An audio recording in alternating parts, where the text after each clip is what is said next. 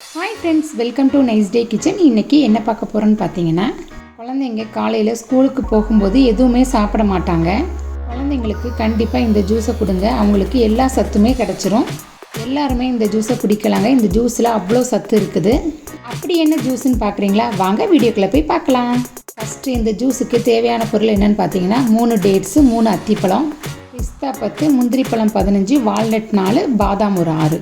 முதல் நாள் இரவே ஒரு பவுலில் எல்லாத்தையும் போட்டு தண்ணி ஊற்றி நம்ம ஊற வச்சிடணும்.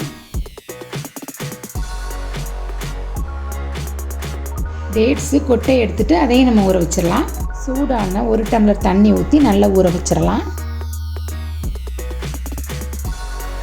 மூடி போட்டு க்ளோஸ் பண்ணி வச்சுருங்க.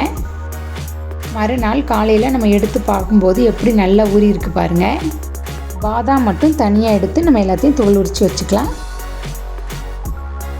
மிக்ஸி ஜாரில் எல்லாத்தையும் போட்டுடலாம். இந்த ஜூஸை கரெக்டாக 1 வாரம் நம்ம குடித்தா நம்மளுக்கே தெரியுங்க, அவ்வளோ எனர்ஜியாக இருக்கும். ஊற வச்ச தண்ணியும் போட்டுடலாம். பாதாம் மேலே இருக்கிற தோலெல்லாம் உரித்து எடுத்துக்கலாம்.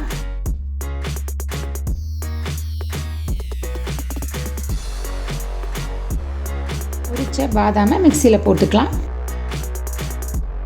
ஃபஸ்ட்டு இதெல்லாம் நல்லா அரைச்சிட்டு வந்துடலாம். இதே மாதிரி நல்லா அரைச்சிக்கணும். அடுத்து காய்ச்சி ஆற வச்ச பால் 1 டம்ளர் ஊற்றி அதையும் நம்ம அடிச்சுக்கலாம். இந்த ஜூஸுக்குன்னு சர்க்கரை எதுவும் போட வேண்டாம். இந்த ஜூஸே நல்லா இனிப்பாக தான் இருக்கும்.